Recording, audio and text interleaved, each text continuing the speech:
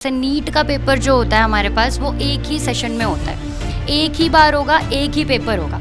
अभी तो उनका एक ही काम है कि वो पहले पेपर लीक बचा ले, जो कि अभी वो यही नहीं कर पा रही है। एक ना कुछ ऐसा पैरामीटर कोचिंग संस्थानों को भी रखना चाहिए कि ये बच्चा इस लायक है भी कि वो डॉक्टरी इंजीनियरिंग के कोर्स में रह पाएगा या नहीं रह पाएगा। देखिए, सपना बेचते नहीं है, हम उनके सपने पूरे कराना का प्रयास करते हैं। कोचिंग संस्थानों की संलिप्तता ही सामने आएगी, क्योंकि मसला ये हजारों करोड़ों की इंडस्ट्री का है।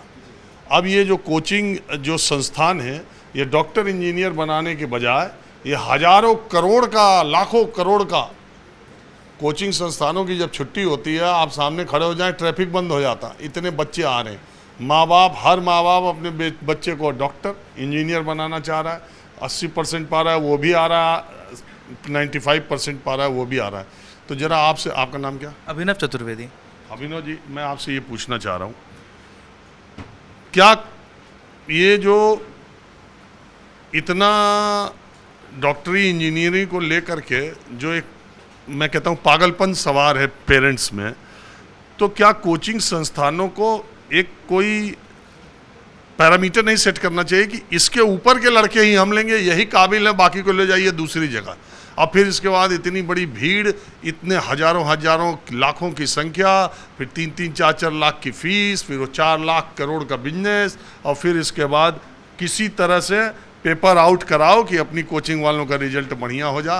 और फिर ये देखिए, एक अभिभावक की दृष्टि से अगर मैं देखूं तो मुझे ये बात समझ में आती है कि एक पेरेंट क्या चाहता है कि उसके बच्चे का फ्यूचर स्टेबल हो। वो ये चाहता है कि उसका बच्चा एक सही जगह पर लग जाए। डॉक्टरी और इंजीनियरिंग, ये दो ऐसे इनके आयाम हैं जिसमें अगर ये जाते हैं बच्चे, तो निश्चित रूप से सफलता का एक, हम कहते हैं ना, पैरामीटर जो है वो तय हो जाता है। लेकिन आपने बिल्कुल सही कहा कि एक ना कुछ ऐसा पैरामीटर कोचिंग संस्थानों को भी रखना चाहिए कि ये बच्चा इस लायक है भी कि वो डॉक्टरी इंजीनियरिंग के कोर्स में रह पाएगा या नहीं रह पाएगा। लेकिन मैं बात करना चाहता हूँ फैक्ट्स की। आप अगर देखेंगे कि पिछले 5 सालों के आप 10वीं क्लास का रिजल्ट देखिए, तो मैं आपको बता रहा हूँ, बहुत सारे ऐसे बच्चे हैं जिनके 90% से ऊपर हैं, जो कि आज से 5 साल पहले नहीं होते थे। अब एक अभिभावक की नज़र से आप सोचिए, आपका तो ऐसे लगे ना, मेरा बच्चा 90% लेके आया तो वो निश्चित रूप से बहुत ही अच्छा होगा। लेकिन जो एक टेस्टिंग उसकी होती है, क्या वो वाकई में इस स्पर्धा में जिसमें 25 लाख बच्चे बैठ रहे हैं, आपके साथ compete कर रहे हैं, क्या आप उनके साथ रह पाएंगे? क्या आप उनके साथ काम कर पाएंगे? उनके बीच रह के अपनी एक जगह बना पाएंगे? ये एक सवाल है सर। दूसरी चीज़ मैं बोलूँगा सर, हम बच्चों के साथ अप्रैल में शुरू कर देते हैं ये जर्नी, 2 साल लगातार उनके साथ मेहनत करते हैं। आप विश्वास नहीं मानेंगे, हम उनको गेट तक छोड़कर आते हैं उनके एग्ज़ाम सेंटर के पास। जब वो निकलते हैं, उनकी खुशी, उनका दुख, उनकी व्यथा हम समझते हैं। और आज इस निर्णय से हमें कितनी पीड़ा है, आप ये समझ सकते हैं। और दूसरी चीज़, अब हमारे दिमाग में भी है कि अगले 1 महीने का उनका रोड मैप क्या हो, वो कैसे तैयारी करें, वो कैसे पढ़ें। ये बहुत बहुत बहुत ज़्यादा मतलब विचलित करने वाली चीज़ है। मुझे ऐसा लगता है कि सरकार को निश्चित रूप से इस पर कुछ स्ट्रिक्ट एक्शन लेना चाहिए, ताकि आगे इस तरीके की चीज़ें ना हो। साथ ही साथ कुछ अच्छे ऐसे पैरामीटर बनाने चाहिए जिससे कि जो विद्यार्थी सीरियस है, क्योंकि देखिए, डॉक्टरी एक ऐसा पेशा है, मशीन बिगड़ के ही चल जाता है। एक डॉक्टर खराब होगा, एक इंसानी ज़िंदगी खतरे में आ जाती है।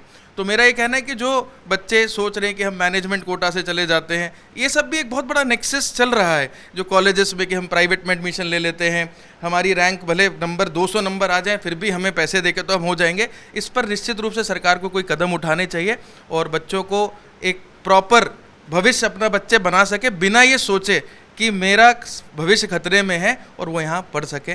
मेरा एक सवाल है पीछे, चूँकि मैं इसलिए ये सब कार्यक्रम में, माहौल क्या है, अक्सर से पॉलिटिकल चीज़ों का रहता है, चुनाव का रहता है, लेकिन मैं इन सारे विषयों पर अपने कार्यक्रम इसलिए करता हूँ कि जो लोग देख रहे हैं कार्यक्रम, पेरेंट्स खास करके, अभिभावक, मैं ये देखता हूँ कि बच्चों पर पहले की तुलना में इस समय पेरेंट्स का एक बहुत दबाव रहता है, और वो दबाव हर तरह से, मतलब अगर आप छोटे शहरों में, तो चलो तुम कोटा कोचिंग कर लो, तुम्हें करना ही है, तुम इंजीनियर बनना ही है, डॉक्टर बनना ही है। ये दबाव कई बार बच्चों के, अब देखिए ये सब बच्चे चेहरे पर, इनके चेहरे पर, इनकी उम्र क्या है, ये आते हैं और आप लोग रिगरस 16 साल से 18 16-18 साल के इतनी बच्चे उम्र होती है, जी। घर छोड़ के आते हैं, पढ़ाई करने के लिए आते हैं। आप लोग इतना स्ट्रिक्ट रूल फॉलो करते हैं। आपकी कोचिंग के बारे में हमको पता है, इसलिए हमने तय किया कि यहाँ बच्चे मिल ही जाएंगे। बाकी जगह नीट के बच्चे एग्ज़ाम दे के अपने घर चले गए, तो इसलिए वहाँ मिलने की ज़रूरत संभावना नहीं थी। हमारा सवाल ये है कि आप लोग पेरेंट्स के सपने, आपका मतलब आप अपने पे मत लीजिएगा, हाँ नहीं, मतलब कोचिंग वालों की बात मैं कर रहा हूँ। आप अभिभावकों के सपनों को बेचते हैं। आप आइए हमारे पास तो ये है, ये है, ये है, और उस भंवर जाल में बच्चे फंस जाते हैं। अगर ये बात पहले ही तय हो जाए कि ये इतने बच्चे हैं नीट के, इसमें यार 20% लड़का है जो रहेगा तो निकाल लेगा, बाकी 80% कुछ दूसरा कर ले तो ज़्यादा अच्छा है। ऐसा हो नहीं रहा, हम ये बात करना चाह रहे हैं। और इसी भाग दौड़ में जब आप इतना कर रहे हैं तो 40,000 में, 50,000 में, अभी आपको बताएं खबर आई है इसी नीट का 60 लाख रुपया पर सीट बिहार में सौदा हुआ है। तो ये कैसे रुकेगा? जब इतना पैसा स्टेक पे होगा तो यहाँ नहीं वहाँ, वहाँ नहीं वहाँ। देखिए सर, मैं जो आप बात कह रहे हैं वो यूनिवर्सली हो सकता है सही हो। मैं आपको यहाँ की अगर मैं बात बताऊँ, देखिए सपना बेचते नहीं हैं हम, उनके सपने पूरे कराना का प्रयास करते हैं। कि अगर एक अभिभावक के अपने बच्चे से एक देखिए मैंने पहले ही कहा कि मैं आपकी कोचिंग व्यक्तिगत नहीं कह रहा हूँ, ये जो परसेप्शन पूरा समाज में बना हुआ है, जो मैं देखता हूँ। आप जाइए ना सिविल सर्विसेज की कोचिंग में, बड़ी बड़ी दुकानें खुली हुई हैं, 10-10 हज़ार लोग पढ़ रहे हैं, उसमें 9,000 को भारत के 4 कैबिनेट मंत्रियों के नाम नहीं पता है। जाके आप सर्वे कर लीजिए, और कर रहे हैं सिविल की तैयारी। सर हमारे पास भी कई ऐसे बच्चे आते हैं जिनको बहुत बेसिक सी चीज़ें नहीं पता होती हैं, ठीक है। हमें पहले दिन ही लगता है कि शायद ये नहीं कर पाएंगे। तो मेरा ये कहना है कोचिंग वालों से भी, और मैं खुद एक कोचिंग में कार्यरत होते हुए भी मैं ये कहना चाहता हूँ कि अगर हमें लगता है कि बच्चा नहीं कर पाएगा तो ऐसा नहीं कि हम अभिभावक को बताते नहीं हैं, लेकिन हाँ वी ट्राई कि कितना इसको बेहतर ऊपर पहुँचा सकें। अब उसको यूं ही तो नहीं छोड़ सकते ना सर। आप ये भी सोचिए कि अगर वो बच्चा मान लीजिए नहीं पढ़ पा रहा है तो उसके पास ऑप्शन क्या है? उसकी इच्छा है कि मुझे नीट क्रैक करना है, तो हम ये कोशिश कर रहे हैं कि उसके जितने मार्क्स बढ़ा सकें वो, उसीलिए तो बच्चा कोचिंग कर रहा है सर। बिना कोचिंग के जो कंपटीशन है, बिना कोचिंग के रेयर ही बच्चा होगा जो अपनी शैक्षणिक संस्था में पढ़ाई करते हुए आजकल के अखिल भारतीय एग्जाम्स को क्लियर कर ले। ये कोचिंग्स का तो ज़रूरी है, लेकिन कोचिंग्स में छात्रों की बढ़ती संख्या और कोचिंग में किसी तरह अपने आप को सफल बनाने की जो प्रतिस्पर्धा है, वो ये इस तरह की टैक्टिक्स का इस्तेमाल, हमको ऐसा लगता है कि कुछ ना कुछ। मैडम आपका नाम क्या? ज्योति रानी। हाँ? ज्योति रानी।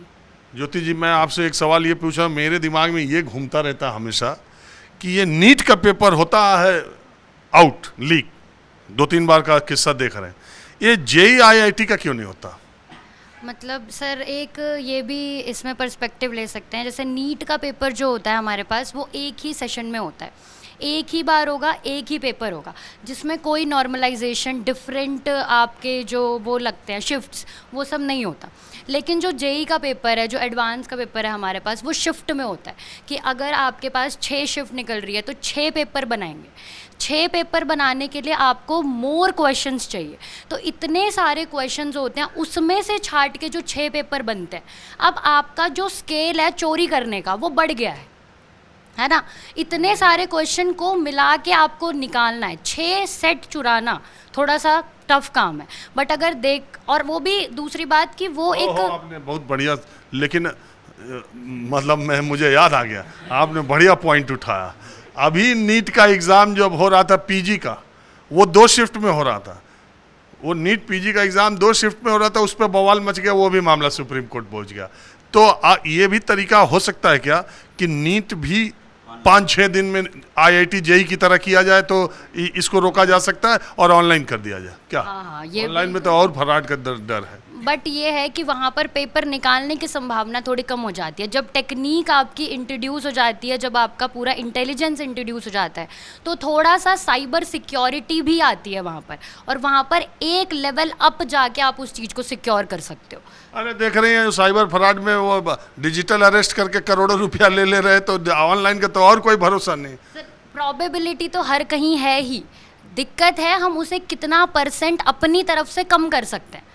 नहीं, हम ये कह रहे हैं आपके बात से हमें ये निकला कि जब आईटी जेई 6 बार में हो सकता है, 6 शिफ्ट में हो सकता है, तो नीट क्यों नहीं हो सकता? आईटी जेई से तो नीट में ज़्यादा बच्चे बैठते हैं। बिल्कुल बिल्कुल ये भी हो सकता है शिफ्ट में, पर फिर वही बात है कि प्रोबेबिलिटी है कि कर सकते हैं। अब जब एनटीए सोचे, वो जो संस्थान है हमारी वो सोचे, तभी तो आगे कुछ काम बढ़ेगा। पर अभी तो उनका एक ही काम है कि वो पहले पेपर लीक बचा ले, जो कि अभी वो यही नहीं कर पा रही है। तो अभी ये जो सीबीटी वाला मोड है नीट के पेपर में, ये इंट्रोड्यूस करने में अभी काफ़ी टाइम लग सकता है। इसमें हम ऐसा नहीं कह सकते कि नहीं हो सकता, बिल्कुल हो सकता है, पर जितना जल्दी इंट्रोड्यूस करेंगे उसमें अभी काफ़ी टाइम लगेगा, इतना जल्दी नहीं हो पाएगा।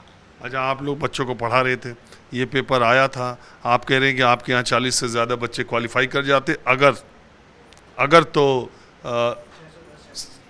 610 या 20 के बीच में कट ऑफ होता, तब तो आपकी कोचिंग का थोड़ा स्ट्राइक रेट और आप भी इसको क्लेम करते।